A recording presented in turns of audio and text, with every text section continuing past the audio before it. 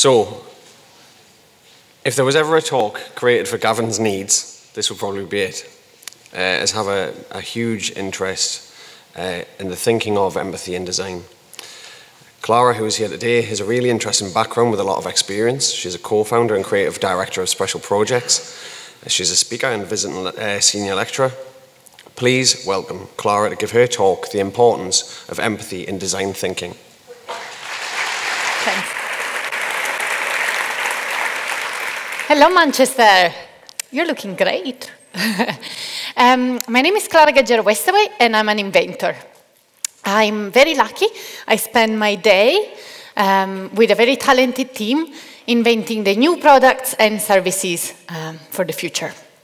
I run a design studio based in London that is called Special Projects.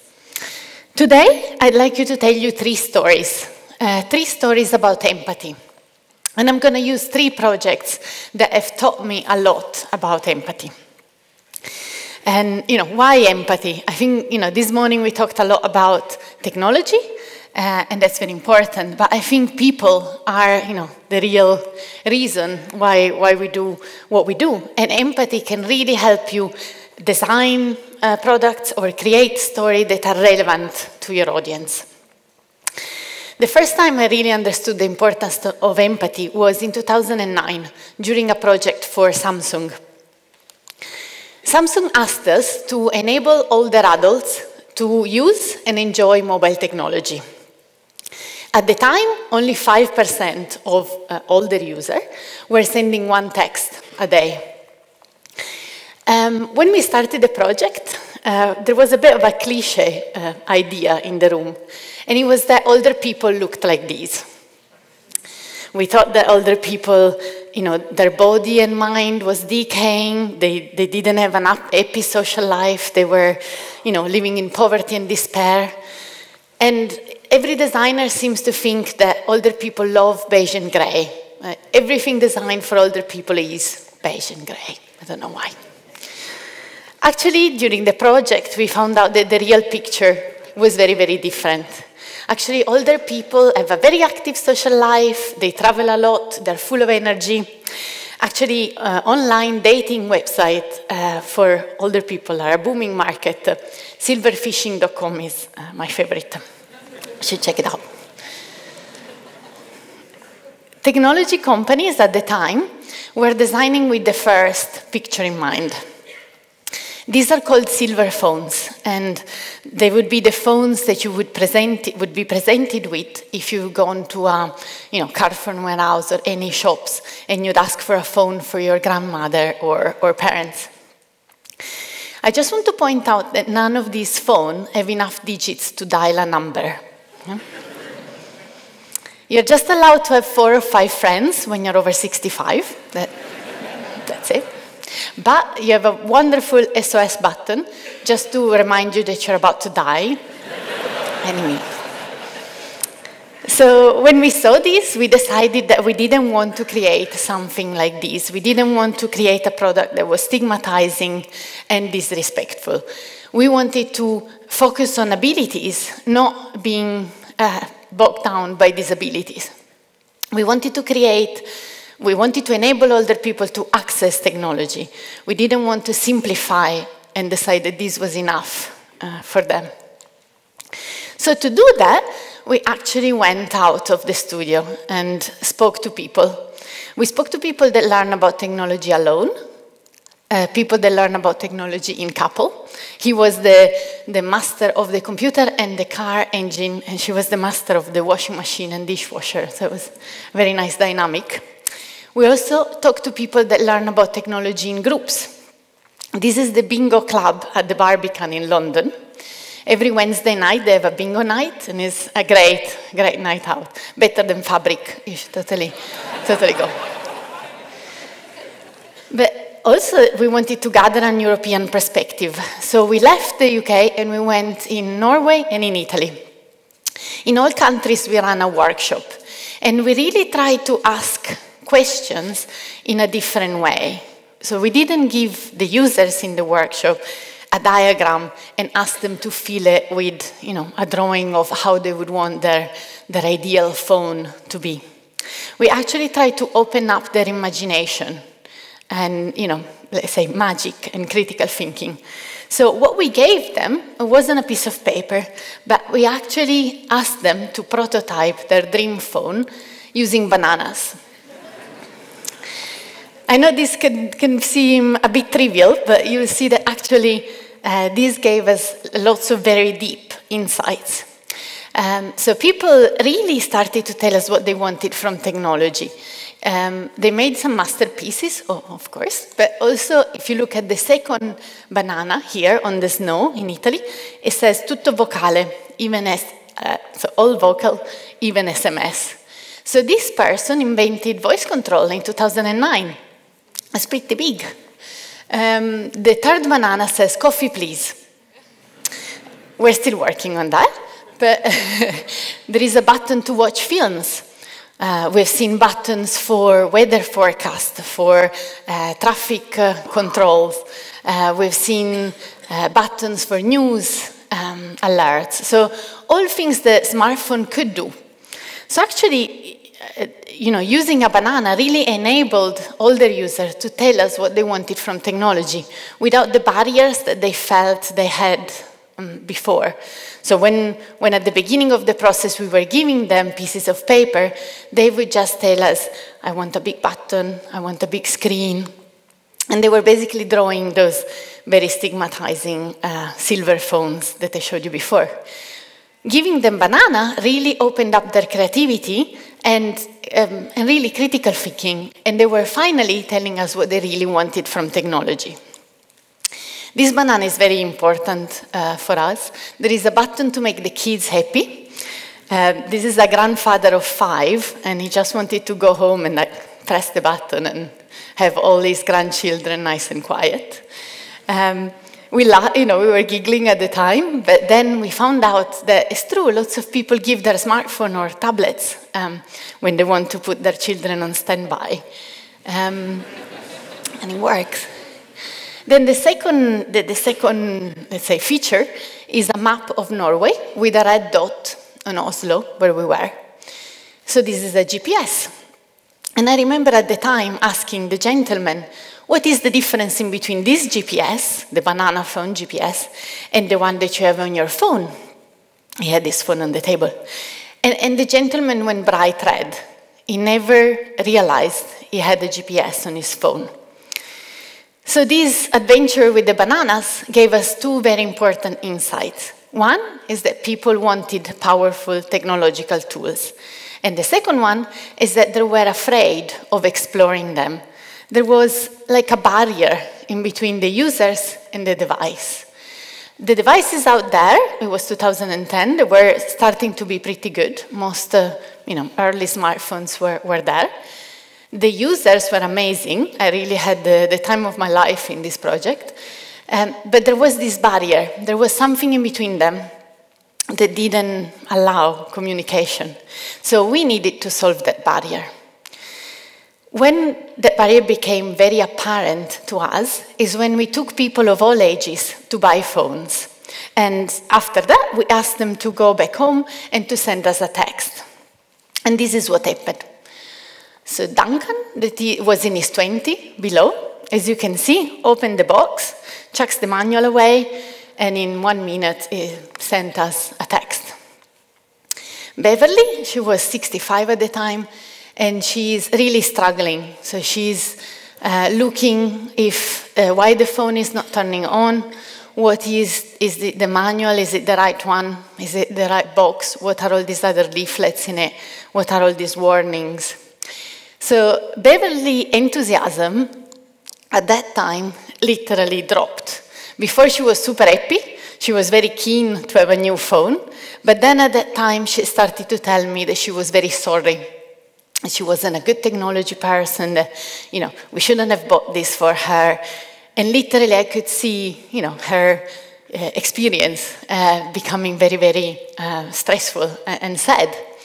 And actually I thought, but Beverly, this is it, this is amazing. This is exactly the deep in the user experience that we have to solve and we have, to to solve with a design solution. So we believe that by acting on the unboxing, so the opening experience, then we can make the rest of the user journey or user experience much better. Some companies believe in that, like IKEA, for example, does these manuals that are, international, and they're, very clear, and they really try to help you in the unboxing experience. The fourth line is my favorite line. It says, if you have a problem, you can call IKEA, and you're going to be very happy and, solve the problem. What was Samsung saying at the time? This is a page from their smartphone, Tokolite manual, and it says, help and personal needs. To save the time and expense of an unnecessary service call, perform the simple checks in this section before contacting a service professional. Well, this sounded, pretty scary and pretty patronizing to me. It wasn't, it wasn't the right tone. It was basically just saying, if you're really stupid and you cannot work this out, then maybe you can disturb us, but please don't. So we felt that, acting on these unboxing and manuals was potentially the solution to enable older people to access technology. And so we did. We looked at the situation, and we found that the manual, the device, and the box were separate entities, and the user had to struggle to put them together. And we wanted to create an experience in which these were a beautiful, frictionless experience. So we made this concept in which we transformed the packaging into 2 quality hardback books. And these actually, they split into 2. The first book helps you set up your new phone. On the first page, you actually find the SIM card, and it explains that it is the heart and soul of your phone. On the second page, you actually find exactly where you need to insert it.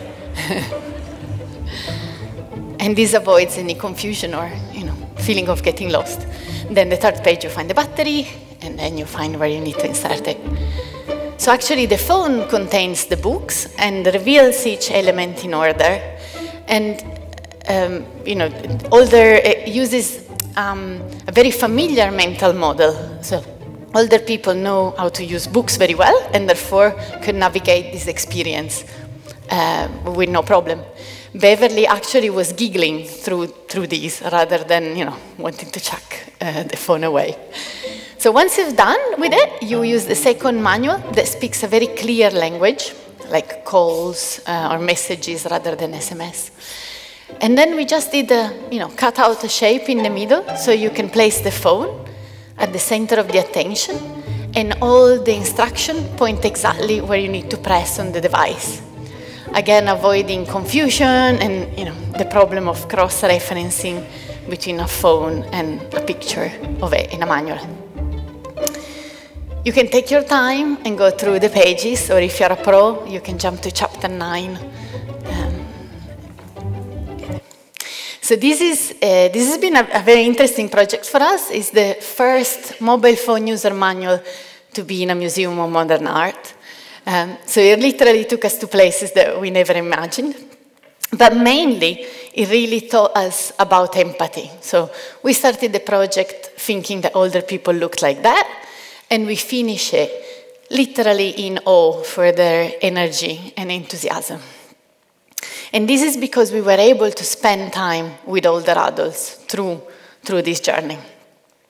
So when last year, Professor Jeremy Marsden approached us with a brief that was to design a new product, service, system, provocation, or experience to tackle aging stigma and cut down prejudice, we knew what we wanted to do.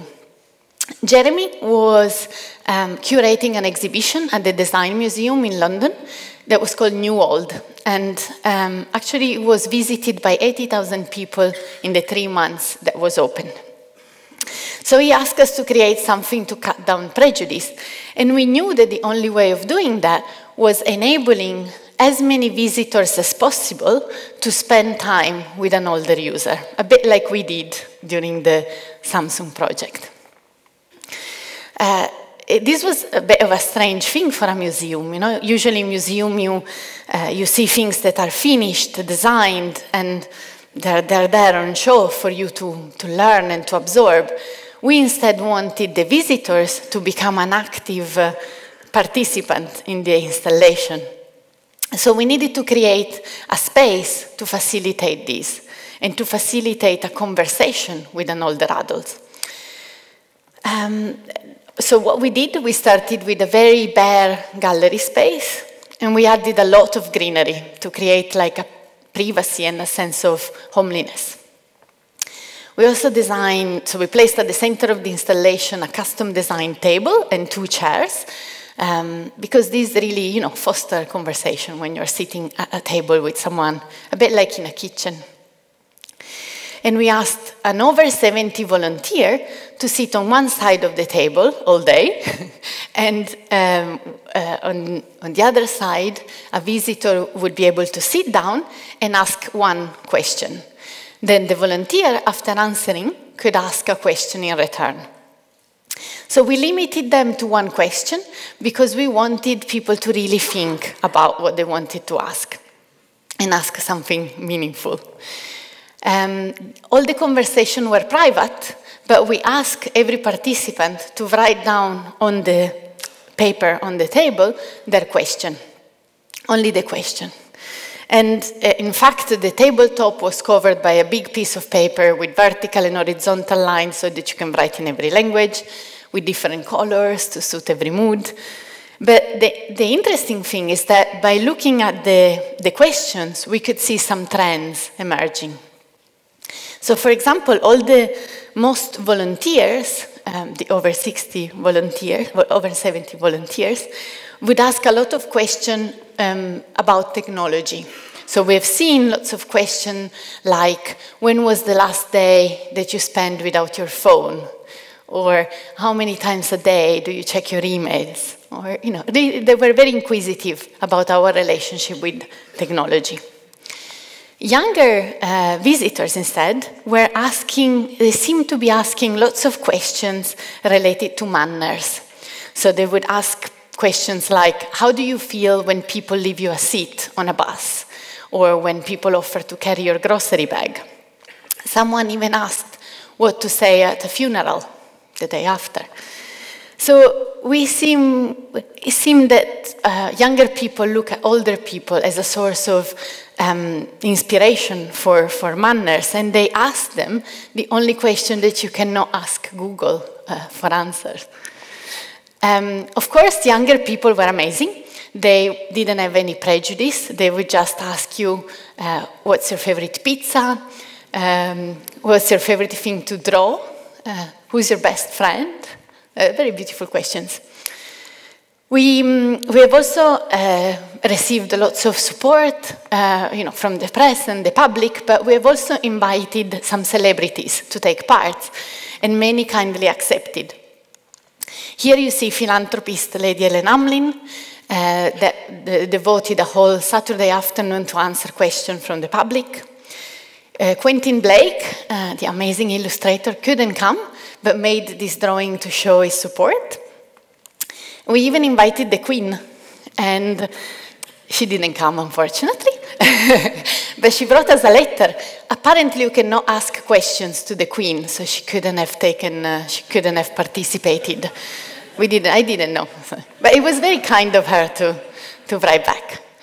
Daphne Selfie, she's the oldest supermodel, and she very kindly accepted to spend a day in the installation. And I would like to play you this video to show you what she thought about it. My name is Daphne Self, and I'm a model with Models One agency in their classic division, which is the older models. I don't feel very old at all. I feel about 60, supposed to be honest, but of course I'm not. Well, today I've been doing this extraordinary installation. I love being in an installation, it's so funny.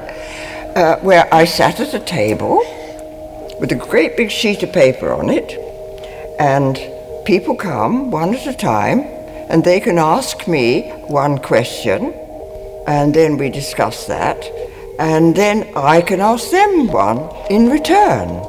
It's really good if you like talking to people, which I do.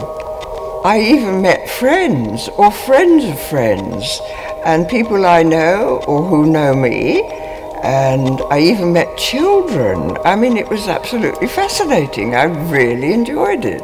I've never been in an installation before. I think that's fantastic because it brings the wisdom of older people to the front of the public's notice.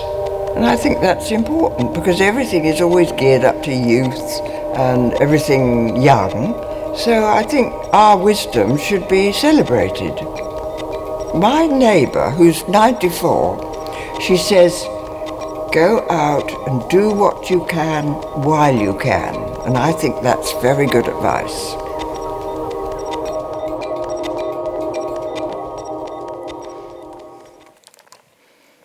She's awesome, isn't she? So we kept everything very, very simple in this installation for the Design Museum. We wanted to bring the visitors back to the heart of the matter, that is our attitude towards age.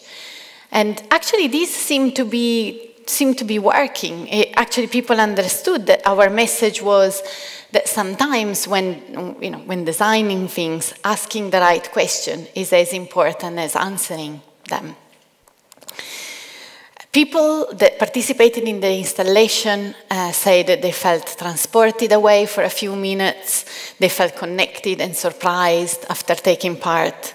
And now the exhibition is traveling to Poland and to Taiwan, so we're very interested in seeing the different questions that will happen in different countries. So to conclude my presentation today, I would like to show you one last project, that is the missing pages. I showed you the IKEA manuals before, and I know that sometimes when I show these, there are mixed feelings. There is, we love IKEA. It's a great company, but it's true that their experience, at least the building experience, never really finishes on a high. Actually, most times. It finishes on a low, either by fighting with your loved ones or having a terrible back pain. So we felt that maybe there were some missing pages to the manuals. So we made them. We made Stretchy, Sleepy, and Duo to brighten up your flat pack furniture experience, building experience. So if you have fought with your loved one while building a double bed, Duo is for you. It actually gives you a template to fill in with a love message, and it teaches you how to fold it and cut it so that you can do a heart-shaped origami to give back to your partner and make peace. If you go solo when assembling a bookshelf, for example, and you end up with a backache, maybe Stretchy is for you. You can transform the box into an impromptu yoga mat and follow the stretches instruction for the neck, wrist, and back. So you'll be as good as new at the end. And last but not least, Sleepy helps baby to relax in their new cot and parents to get their very well-deserved rest.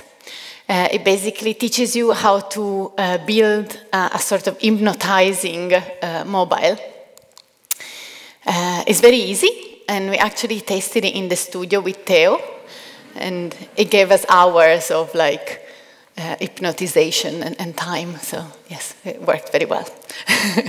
So the missing pages are all PDF on our website if you want to print them and brighten up someone's experience. But I guess the missing page shows you that we believe that the journey, the customer journey, doesn't really end when someone purchases a product, even if it's not a digital product, even like a physical product. That's when the dialogue can begin. So these three stories hopefully show you how empathy in design can impact a product experience at the beginning of the use, in the middle, or at the end of its use. So I would really suggest, I would really push you to go out of your studio office and really go and bond and connect with your end user, clients, customers. As Daphne would say, go out and do what you can while you can. I hope you enjoyed the presentation today. Thank you very much. My name is Clara Gaggero from Special Projects.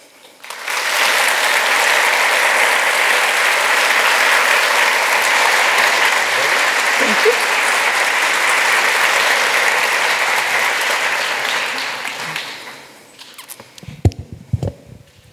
That was truly fascinating. We do have a couple of questions. The first one being from Patrick Taylor. Did users find it reassuring that at first glance, the book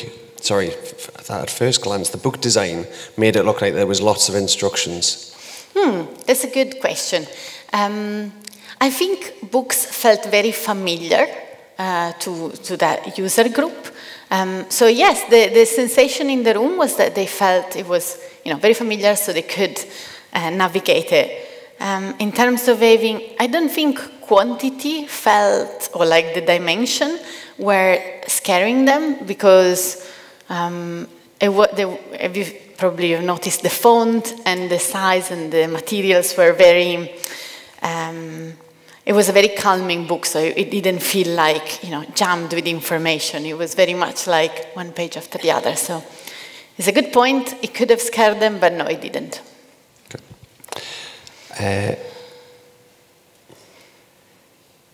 Sorry, there's a good question in the middle. I'm going to leave that till last. Bear with me. With time or budget constrained, how might you find time to empathize? When budget, sorry? With time or budget constrained, how might you find time to empathize?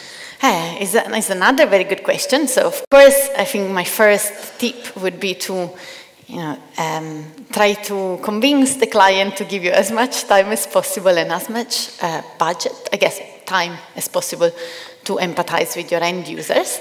But then, if not, even with smaller budgets project, we tend to divide the project in 3 chunks of equal time and size. And the first one is always research, and then there is the design, and then there is the communication. So always try, if you have 2 weeks, divide those 2 weeks into 3. If you have 3 months, divide the 3 months into 3. So yeah, believe in proportions rather than time. Okay, final question. Final question. It's important. Okay. Ready? What would you have asked the Queen? What have I asked him? I didn't think, I didn't ask many questions. I didn't have the chance, but that's what would I ask the Queen? Oh man. What would you have asked the Queen?